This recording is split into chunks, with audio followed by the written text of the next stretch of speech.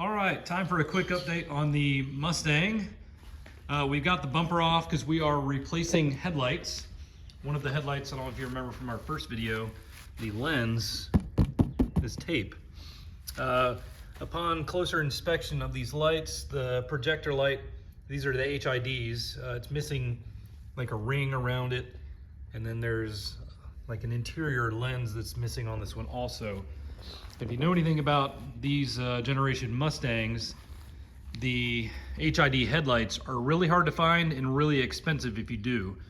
So we found some aftermarket lights that are halogen, and we are going to modify the wiring harness to accept those lights. It looks like there's 4 wires coming out for the factory HIDs. One of those is high voltage, and I think we'll just omit that. And then if you plug in the other wires in the correct spot, you should be good. So a little bit of trial and error here. We're gonna test it, make sure it works.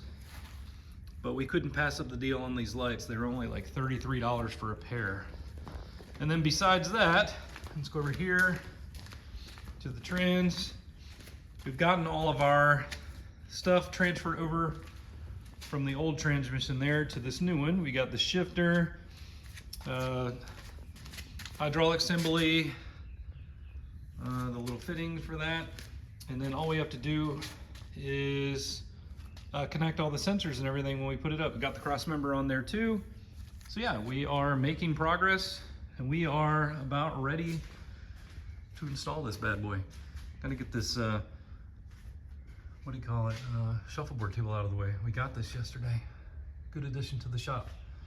So yeah, we just have all the sensors and junk hanging down. We'll get the plate put back properly on there and we should be ready. So hopefully we can have this thing driving by the weekend. Stay tuned.